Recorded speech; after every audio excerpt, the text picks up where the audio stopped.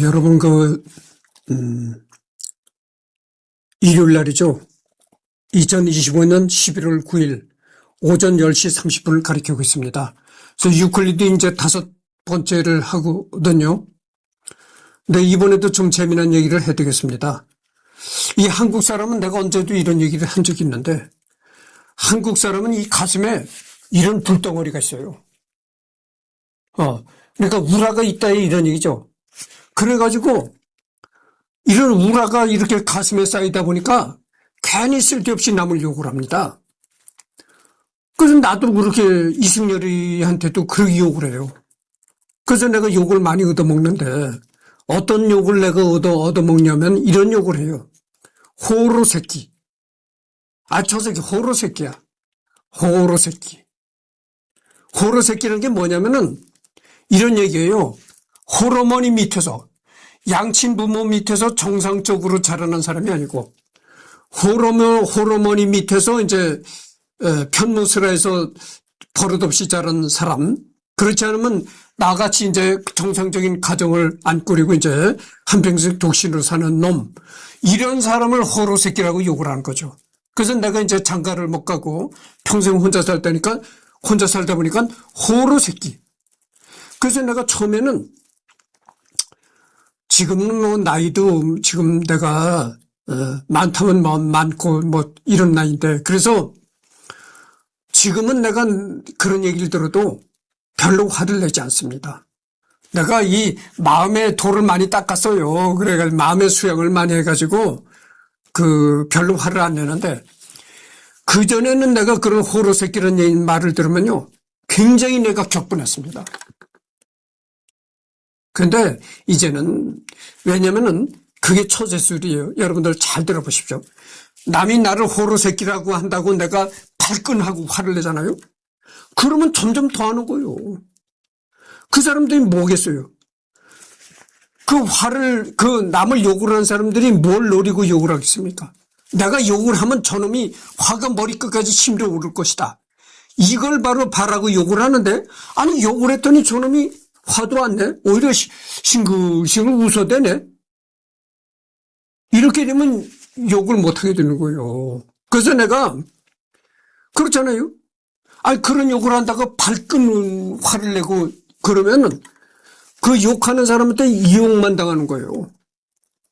욕하는 사람들이 뭐겠어요? 바로 그런 걸 노리고 욕을 하는 거야. 그렇게 아주 분노의 치밀어 오르는 걸 원하고 욕을 하는 거예요. 근데 욕을 해도 저놈이 싱글벙글 묻고만 있더라? 그럼 맥이 확 빠지는 거야. 그렇잖아요? 욕을 하고 싶은 맥이 확 빠지는 거지. 그래서 내가 이제는 뭐 그런 욕을 해도 개의하지 않아요. 근데 다만 한 가지, 이 시간에서 내가 이 시간을 빌어서 내가 욕하는 사람들한테, 나를 보고 호로 새끼라고 욕을 하는 사람들한테 진심으로 감사 인사를 드립니다. 왜 감사 인사를 드리느냐면은, 그 사람들이 나를 가지고 호로 새끼라고 함으로써 내가 진짜 인간다운 이승열이가 되더라니까. 이게 어떻게 역발상인 얘기잖아요. 아니, 그 사람들이 선생님이라니까. 나를 보고 호로 새끼라고 하는 그 사람들이 선생님이야. 왜냐?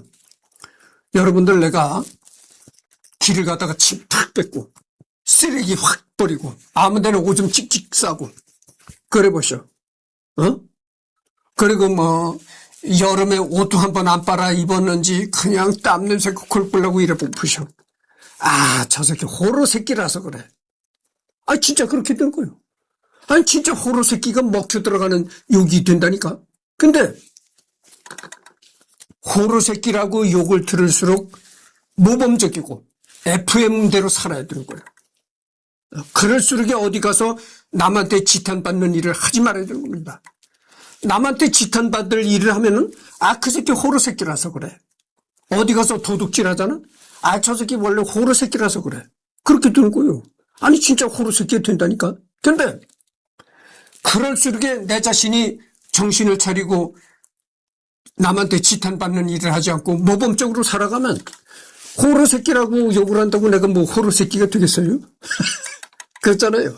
그러니까 나를 보고 호로 새끼라고 하는 사람이 내 인생을 이렇게 똑바로 살아가도록 인도해 주는 사람이랄까. 고맙죠. 그걸 뒤집어 생각해보면 그렇다니까. 그래서 옛말에 이런 얘기 했어요. 호르몬이 밑에서 큰 호르몬이들이 대개 애를 키우면서 그런답니다. 너 어디가 남 함부로 욕하지 말고 주먹 있다고 남 함부로 뒤들어 패지 마라. 그러면 당장 너 호로 새끼라고 욕먹는다. 남들이 너를 호로 새끼라고 손가락질을 할수록 너가 모범되게 살아가야 돼. 이렇게 교육을 한다는 거죠. 내가 그런 거예요. 그렇게 욕을 할수록 나는 점점 더 이 사회에서 지탄받는 일을 하지 말고 모범적으로 살아가야 된다는 그런 각오를 더욱더 새기게 됩니다. 그래서 그 사람들한테 이제 고마움을 느낀다 이런 얘기죠.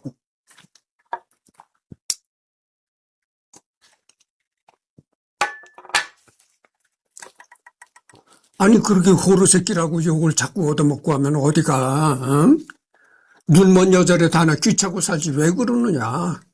참. 여보시오. 내가 이승열이가 이렇게 젊어 보이고 내가 어제 향남에 가서 이발까지 또 했거든. 이발하면 훨씬 더 이발하고 싹 면도하면 사람이 더 젊어 보입니다. 내 나이가 지금 얼마인 줄 아십니까?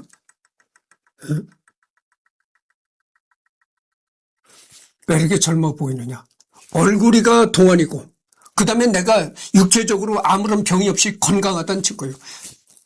활력이 있고 나가서 직장생활에 나가서 일도 열심히 하고 그러니까 젊어 보이는 거예요. 내가 만약에 골골하고 아파서 활동도 제대로 못하고 해보시오. 나보고 젊다고 할 사람이 있겠어요. 건강하고 활동적이고 활력이 있어 보이거든. 그러니까 젊다고 하는 거예요. 그러나 내 나이가 그렇게 젊은 나이가 아닙니다. 물론 지금 보통 90세 이상은 보통 사는 시대가 됐긴 했지만 그래도 그렇게 아주 젊은 나이가 아니에요. 그래서 내가 뭐 가진 게 있나요? 가진 게 없잖아요. 가진 재산이 없다 이거죠. 내가 왜 여자들한테 프로포즈 안 하느냐? 그게 왜겠어요? 왜 내가 여자를 돌같이 보느냐? 여자한테 프로포즈하면 다음번에 내가 여자한테 딱 프로포즈를 한다. 그러면 여자가 그 다음에 뭐라고 하겠어요? 당신과 같이 나도 살고 싶다. 그러면 당신 나이가 들었는데 그동안 아파트라도 하나 마련해 놨느냐? 어디 뭐 그랜저라도 하나 탔느냐? 당연히 그럴 것 아니겠어요? 뭐 20대 청년, 20대나 30대 청년 같으면은 그런 얘기 안 꺼낼 겁니다. 아니 집을 마련할 시간이 없잖아요. 그런데 저놈이 나이는 지독히 들었는데 그동안 밥만 먹고 똥만 쌌다는 거야? 아니 뭘 밥만 먹고 똥만 쌌나? 집도 없다네. 차도 없어서 버스 타고 택시 타고 다닌다네. 그런 새끼가 나한테 프로포즈를 해. 이 귀싸대기를 썩는 새끼. 야, 이 호로 새끼야. 날 뭘로 보고 나한테 프로포즈를 해. 당장 이럴 거 아니겠어요. 그래서 내가 여자들한테 프로포즈를 일절 안 한다니까. 내 유튜브를 혹시라도 보는 분이 있다면은 이승열이는 여자한테 절대 프로포즈 안 한다는 걸 아시기 바랍니다.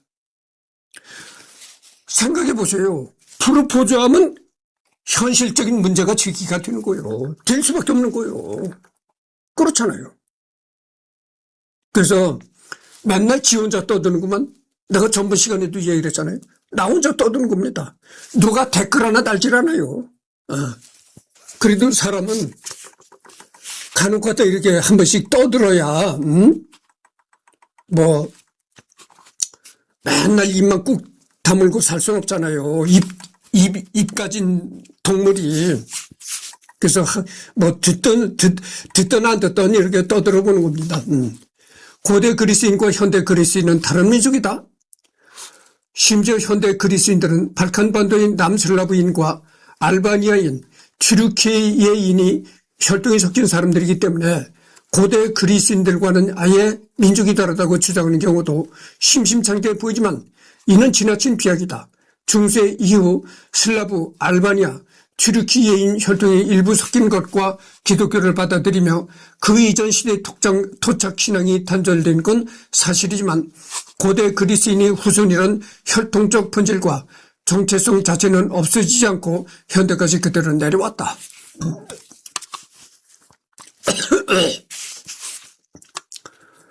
사실 이런 주장들의 내막에는 18세기에 들어서부터 생긴 그리스인들에 대한 음해와 편견이 자리 잡고 있다. 동로마 제국 시절에 서유럽인들이 그리스인들을 고대 문명인의 후예로 찬양했던 것과 대조되는데 대표적으로 고대 그리스를 찬양하며 현대 그리스인과 고대 그리스인은 다르다는 이론을 내세웠던 오스트리아의 그리스 연구가인 야코프 필리프 팔머라이어의 주장은 지금까지도 두고두고 비판받고 있다. 요약하면 팔머라이어의 입장은 순수 학문적 입장이라기보다는 오스만이 세력해가는 발칸반도에서 6 내지 7시 슬라브 대이동 이래 1000년 넘게 뿌리를 받고 살았던 남슬라브인들을 빌미로 범슬라브주의를 내세워 뻗어오는 러시아에 대응해야 하는 자국 오스트리아의 국제 정치적인 입장을 대변하는 것이다. 놀랍게도 독일인들의 이런 그리스인들에 대한 음해는 21세기에도 현재 진행형인데 2015년 앙겔라 메르켈의 기민당에 가까운 보수일간지 다이 웰트에서 그리스를 유로존에서 추방하라고 주장하면서 현대 그리스인들은 자랑스러운 고대 그리스인의 후손이 아니라 슬라브인, 비잔티움인, 알바니아인, 터키인이 잡종들하고 현대 그리스인들을 모욕하는 기사를 내보내 그리스인들이 반발을 한 적이 있다. 앙골라 메르켈. 여러분 그 앙겔라 메르켈 아시잖아요. 이 여자가 전번에 독일 수상을 했던 여자인데 이 여자가 그렇게 튀르키인들을 비하했다는 거죠. 비하했다는 거. 그리스인들을 비하했다는 거죠. 이 여자가 뭐라고 했냐면 이렇게 얘기를 했던 거예요. 고대 그리스인들은 정말 훌륭했다. 예. 근데 요즘 현대에 와서 그리스인들은 이건 뭐 잡종들이다. 그러니까 고대 그리스인들과 현대 그리스인들은 완전히 다른 족속이다. 뭐 이런 식으로 얘기를 했다는 거예요.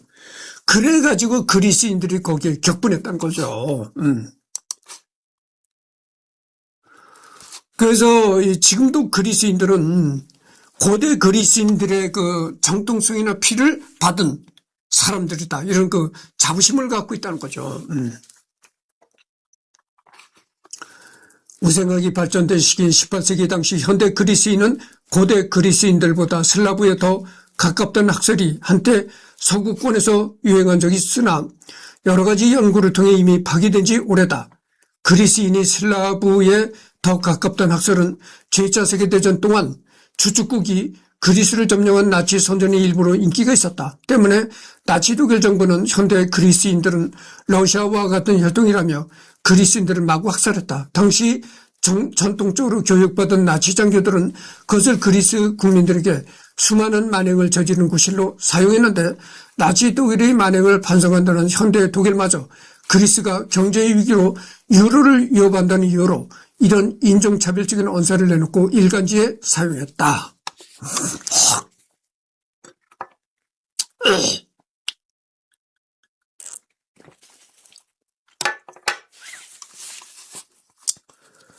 현대 그리스인이 슬라브에 가깝다는 학설은 제2차 세계대전 이후 1980년대까지 오랫동안 존재하였다가 파기되었다. 제2차 세계대전 때 연합국 측의 미국 대통령인 프랭클린 디 루즈벨트와 아이젠하워 연합국 사령관은 주축국 나치 독일을 피해 미국이나 영국 등지로 피난을 간 그리스인들을 슬라브 이민자들이라고 불렀고 1970년에서 80년대 사육과 부도 격과에서도 그리스인들을 슬라브 문화권에 포함시켰지만 현대 그리스인이 혈통에 고대 그리스인보다 슬라브 혈통이 어느 정도 들어가 있는 것은 6, 7세기 발칸반도 슬라브족들이 그리스로 남하하는 과정에서 그리스인과 슬라브인들 간의 통혼이 있었기 때문에 생긴 현상일 뿐이며 애초에 온갖 민족의 잡탕인 유럽에서 어느 한 종족이 고대로부터 지금까지 순수한 혈통을 유지했다는 망상한 아리아인의 순수 혈통을 잊혔던 나치나 한 발상에 불과하다. 그리스인의 슬라브의 잡종이라고 비하는 독일의 형성에 지대한 영향을 미쳤던 프로이센 왕국마저도 반쯤은 슬라브인이라는 식으로 모욕을 당한 바가 있었으며 애초에 현대의 독일 동부에는 슬라브족들이 정착해 있기 때문에 독일인의 혈통에도 슬라브인의 혈통이 어느 정도 흐르는 것은 그리스인과 매한가지다.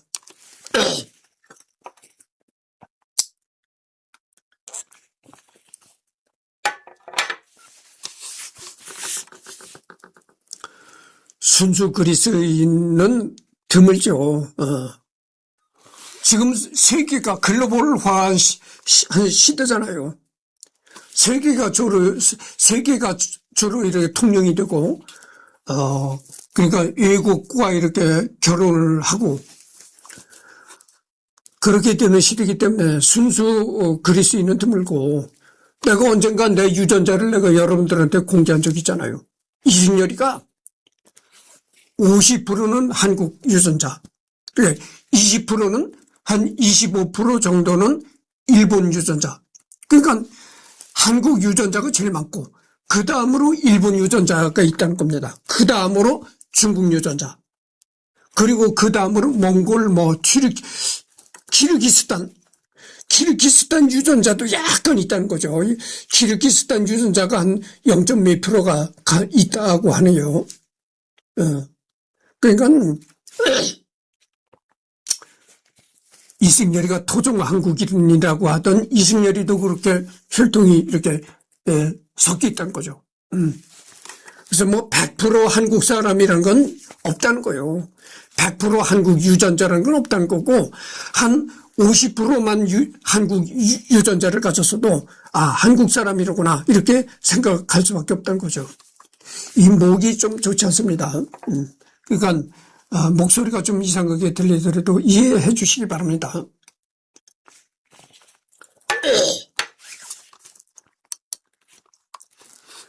문제는 이와 같은 이유로 몇몇 백인 우월주의자나 그리스 공산당 측은 현대 그리스인들은 고대 그리스인들보다 슬라브에 더 가깝다고 여기는 경향이 있다는 것이다.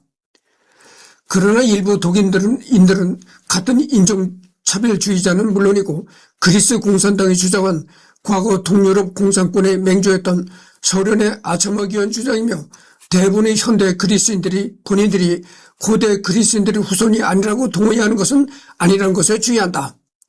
오늘날 서구권에서 그리스인의 정체성을 이렇게 위협하는 주장은 네오나치나 하는 주장 취급받는다. 피가 섞였다고 해서 그리스인이 아니고 슬라브인이다 이렇게 말할 수는 없는 거죠. 어쨌든 그래도 그리스인이라고 할 수밖에 없는 건데 이 어이없는 주장이 힘을 얻은 또 다른 이유는 위에서 언급된 금발벽안 오해 때문이기도 한데 고대 그리스인들은 대부분 금발벽안 외모였는데 튀르키인 등 이슬람 계열 민족들이 그리스를 침략해온 바람에 현대 그리스인들이 지금처럼 흑발이 많은 외모가 됐다고 우기는 사람들이 있다. 이런 국가적 정체성의 문제는 그리스가 오스만 제국으로부터 독립했을 때의 그리스인들 사이에서도 굉장한 고민거리자 담론이었다.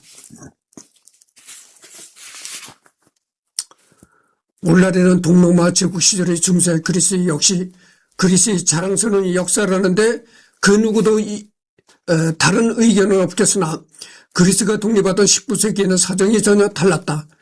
당시엔 계몽주의 영향으로 고전 그리스 철학에 대한 서양인들의 소위 뽕은 최고조로 오른 반면 고전 철학과 다른 옛 전통은 저열한 변질로 취급되었다. 그렇기 때문에 서양인들에게 헬레니즘 철학은 고전 철학의 퇴보였고 로마의 그리스도교 개종은 암흑시대의 오프닝이었으며 진짜 로마 제국이었던 동로마 제국은 차마 로마라고도 할 수 없는 삼류국가였다. 따라서 19세기 그리스인들에게 고전시대 기억은 희미하지만 중세시대 로마 제국의 기억이 생생한 건 국제사회의 시선에서 볼 때는 참으로 뽕맛이 떨어지는 짓이었다. 21세기 시선에서 보자면 말도 안 되는 음해지만 19세기엔 정말 이랬다. 그러다 보니 자기들을 로마인이라고 부르고 고대 그리스 종교를 안 믿는 이 사람들이 왜 그리스인이냐 같은 이상한 소리까지 나오는 것이다.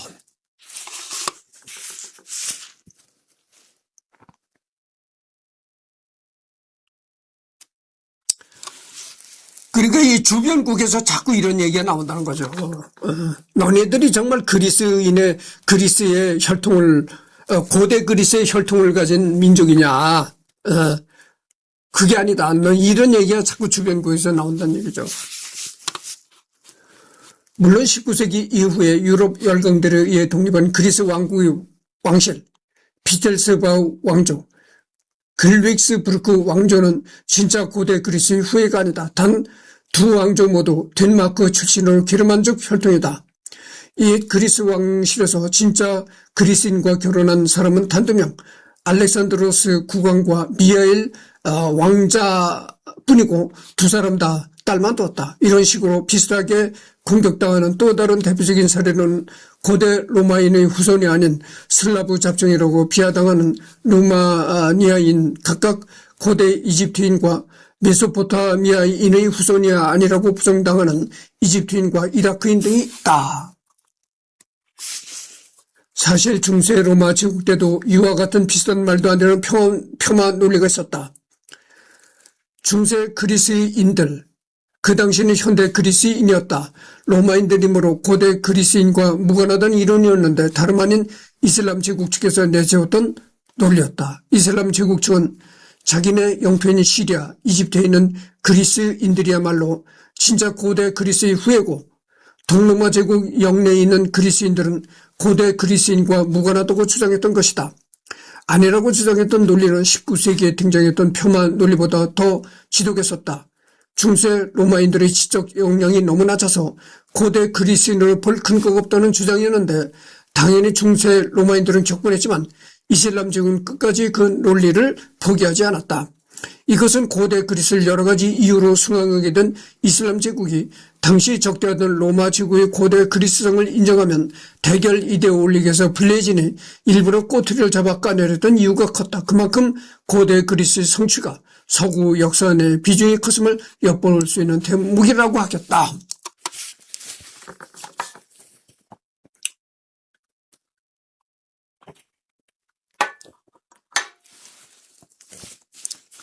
주변국에서 그리스인들을 자꾸 폄하한다는 거죠. 아니 니네가 고대 그리스인의 혈통을 그대로 이어받은 거냐. 너네 뭐 다른 인종이 많이 개입이 됐는데 너가 뭐 로마 제국 인종인지 뭐 슬라브계인지 뭐 이렇게 안다는 거죠. 그게 뭐냐면은 고대 그리스인들이 너무 영리하고 천재들의 집합제고 이랬다는 거죠. 그러니까 주변 국가에서 이렇게 너무 고대 그리스에 이렇게 천재들이 많아가지고 자꾸 이렇게 그리스를 쫓는다는 거죠. 너네가 진짜 고대 그리스의 피를 받은 민족이냐? 너네가 지금 슬라브계에 가깝지, 뭐 로마계에 가깝지 이런 식으로 말한다는 거죠. 그걸 뒤집어 생각해 보면 그만큼 고대 그리스가 천재들이 많았고 아주 그랬다는 거죠. 그걸 뒤집어 생각해 보면 그런 거를 주변 국가에서도 그거를 다 고대 그리스 사람들이 천재였다는 걸 인정을 하니까 거기서 이제 시기심이랄까 그래서 그런 얘기들이 더 나올 수밖에 없다 이런 얘기입니다.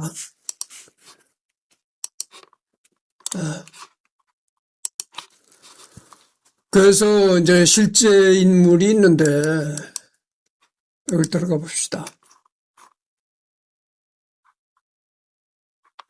이게 뭐 여기까지 들어가면 또 한이 없겠어요. 그러니까 자꾸 이 그리스의 뭐 실제 인물 이런 역사적인 배경까지 들어가면 한이 없으니까 어디까지나 이건 유클리드에만 초점을 맞추는 시간이니까 넘어가도록 하겠습니다.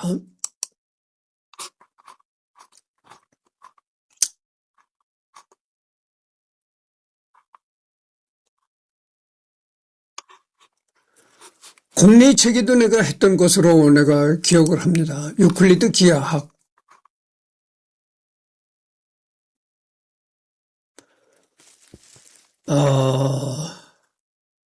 뭐 이것도 했나 하여튼 전번 시간에 내가 얘기했잖아요. 기하학이라는 건 이 정사각형, 직사각형, 원, 그 다음에 말은 꼴이라고 해가지고 그런 거에 관한 수학이다. 내가 이런 얘기를 했습니다. 좌표라는 거는 이건데요. 좌표라는 건 뭐냐면은 X축과 Y축이 있다. 세로축과 가로축이 있으면 거기에다가 어느 점 같은 걸 찍는다. 이것이 좌표죠. 뭐 그런 게 있고 그럽니다. 유클리드 호재법.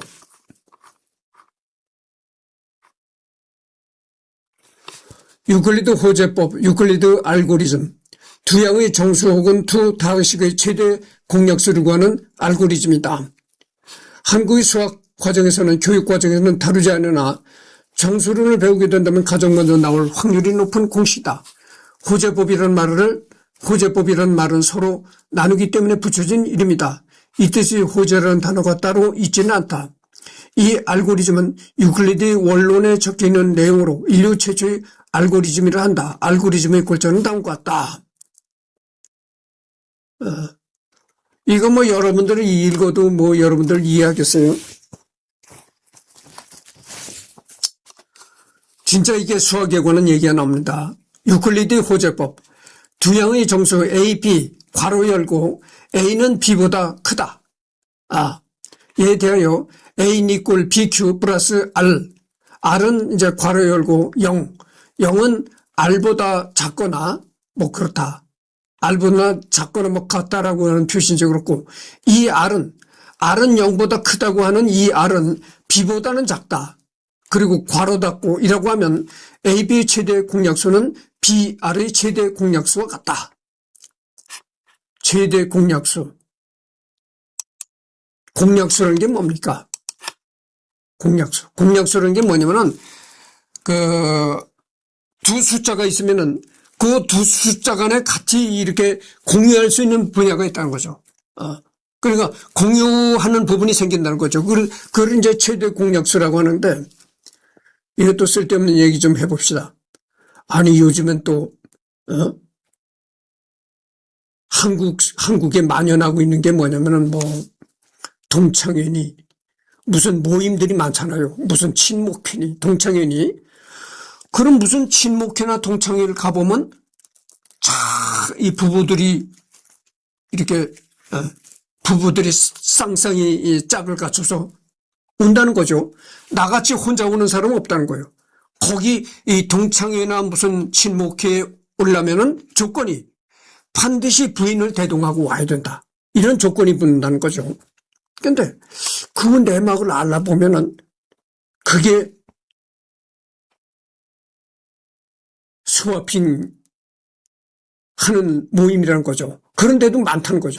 스와핑 모임이라는 거죠. 스와핑이라는 게 뭡니까?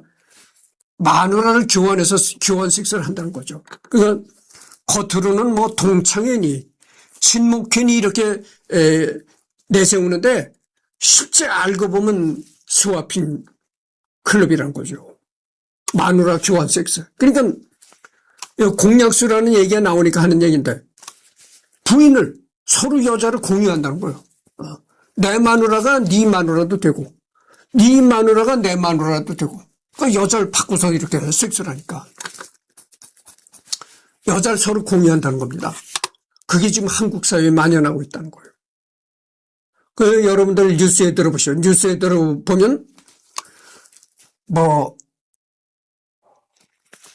캄보디아 뭐 그 부근에 있는 뭐 또 그 후진국들 있잖아요. 뭐 스리랑카인지 뭐 하여튼 그런데 근데 가면 필수적으로 그 여행사들이 그 여행객들을 안내하는 곳이 있는데 거기가 어디냐면 이 매춘하는 걸로 안내를 한다는 거예요. 그 안내자가. 그래서 꼭 한번 관광을 하면 한 번씩 여자를 껴안고 한 번씩 매춘을 하고 오는 그런 걸 필수 코스로 한다는 거죠. 뭐 그렇습니다. 정말 이승열이는 그 생각해 보세요. 이승열이는 정말 그렇게 보면은 신부처럼 스님처럼 늙은 사람이죠. 내가 언젠가도 내가 이런 얘기를 했는데 내가 어렸을 때 어느 영한 그 점치는 사람한테 정말 점을 기막히게 친다는 사람한테 점을 치니까 얘 팔자가 스님 될 것 같소. 팔자에 여자가 보이질 않는다. 그러면서 얘 팔자가 스님 될 사람인 것 같은데 이렇게 얘기를 하더라는 거예요. 그 얘기가 맞았죠. 응? 내가 앞으로 결혼할 가능성이 있습니까? 가능성은 점점 없어지는 거예요. 내가 돈이 많은 사람이다. 100억대, 1000억대의 재산을 갖고 진짜 뭐 허경영 씨가 타는 로스로이스를 타고 다닌다. 운전기사를 대동하고 뒤에는 경호원 한두 명을 대동하고 로스로이스나 뭐 이런 거 타고 다닌다. 로스로이스가 새 차를 뽑으려면은 한 8, 9억을 가져야 된다는 거예요. 8, 9억. 거기다가 돈만 준다고 구입할 수 있는 게 아니라는 거예요. 거기다가 이제 그게 수가공 차라서 일단 그 부탁을 해놓으면 제조업체에 부탁을 해놓으면 부탁을 받아서만 생산한다는 거예요. 미리 생산을 해놓는 게 아니라는 거예요. 원래 가격이 비싸고 수제차라 그렇다는 거예요. 그래서 부탁을 하면은 몇 개월이 걸린다는 거예요. 그래서 몇 개월이 걸려서 인도받으면은 10억대에 따른다는 거예요. 차값이 10억대에 따른다는 거예요. 얼마나 대단합니까? 그런 차를 타고 다니는 내가 이승열이가 나이가 많아도 그런 차를 타고 다닌다? 아니 그럼 뭐 충분히 결혼하죠. 아 여자들이 맨날 침을 꼬깔 생기면서 이승열이하고 한번 사귀어봤으면 아니 이승열이하고 사귀면 100억대 1000억대가 다 자기 께 드는데 그러면 그럴 정도라면 충분히 가능성이 있죠. 근데 날 뭘 보고 내가 뭐 키도 큰 사람도 아니고 내가 어떤 대학 교수를 했던 그런 사람도 아니고 원룸에서 유튜브나 맨날 떠들어대는 그런 쫄짱배불건 건데 누가 뭐 어떤 눈먼 여자가 더 이상 얘기하지 맙시다. 지금 32분을 경과했는데 그래서 유클리드 호재법이라는 것까지 했습니다. 그래서 여기 보면은 여러 가지 얘기를 많이 했는데 이 유클리드도 결국은 천재라고 밖에는 얘기를 할 수가 없죠.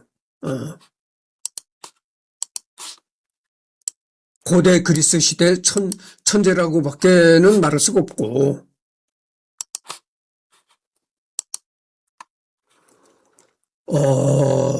그리스에서 참 이름 있는 사람들이 여기 많이 나옵니다. 플라톤. 플라톤 너무 유명하죠. 그러니까 이걸 보면 그리스가 고대 그리스는 이 천재들이 많이 모여 있어서 그 고대 그리스란 그 인종을 하나님이 만든 인종인지 하여튼 여기 보면 난다 긴다는 천재들이 여기 다 있습니다. 트로니스, 소크라테스. 너 자신을 알라. 철학자 소크라테스. 내가 얘기도 했잖아요. 지금 현대는 수학과 철학은 카테고리. 분야가 원래 분류가 다른 항목이다. 다르게 분류하는 겁니다. 그런데 고대 그리스에서는 말이죠. 수학자가 철학자이기도 했다 이거죠. 그래서 소크라테스도 이게 수학자이면서 철학자이기도 한 사람이에요. 여러분 아리스토텔레스도 유명하잖아요. 이 아리스토텔레스도 이제 언젠가는 할 것입니다. 그래서 이제 아리스토텔레스가 목욕탕에 딱 들어갔다가 나와가지고 이렇게 부력 이런 거를 측정했던 사람이잖아요. 플라톤, 페리클레스.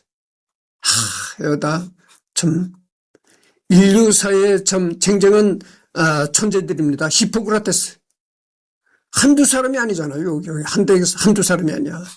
내가 얘기했던 마리아 칼라스. 케네디 대통령과 스캔들을 벌였던 클래식 성악가 마리아 칼라스. 아르키미데스. 여기 리가스 페리오스, 니코스 갈리스.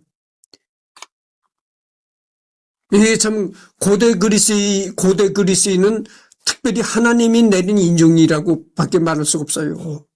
천재들이 모여있던 곳이라니까, 천재들이 모여있던 곳. 에우클리데스, 유클리드. 예. 내가 바로 얘기했던 유클리드 이름이 나오잖아요. 참. 그러니까 이게 주변 국가에서 이게, 예, 시기를 해가지고 자꾸 쫓는 거야. 지금 그리스를 쫙주는 거야. 아니, 니네는 고대 그리스의 혈통을 이어받지 않은 다른 민족이야. 아니, 너네는 슬라브 계통의 혈통도 섞였고, 로마의 혈통도 너무 섞였잖냐. 그러니까 고대 그리스와 너네 그리스는 다른 민족이야. 이런 식으로 자꾸, 주변 국가에서 쫓는다는 거죠. 참. 에피쿠로스, 이 사람도 내가 언젠가 할 거예요. 바실리오스. 콘스탄티누스 1세. 에우리피데스. 헤로도토스. 이게 참, 인류 역사상 길이 이름들이 남는 사람들이에요. 이 사람들. 탈레스. 이 탈레스도 내가 언젠가 할 거라고 내가 얘기를 했잖아요. 그래서 이제 이런 얘기를 했는데 또 한 번 얘기합니다만 고대 그리스라는 그런 곳은 참 천재들이 모여 있는 곳이었다. 이렇게밖에는 말할 수가 없어요. 어떻게 고대 그리스가 이랬는지, 참, 어떻게 이 고대 그리스가 이렇게 천재적인 그런 발상을 했는지 난 지금도 이해하기 어렵습니다. 그래서 고대 그리스인들은 아마 하나님이 특별히 이제 만든 인종인가 봐요. 그렇게 뿐이는 얘기할 수가 없습니다. 그래서 지금 37분을 경과했는데요. 유클리드는 다 끝났습니다. 다 끝나고 여태까지 그리스인들을 너무 집중했으니까 이제는 다음에는 중국 역사상의 인물을 한 사람 선정해서 하려고 합니다.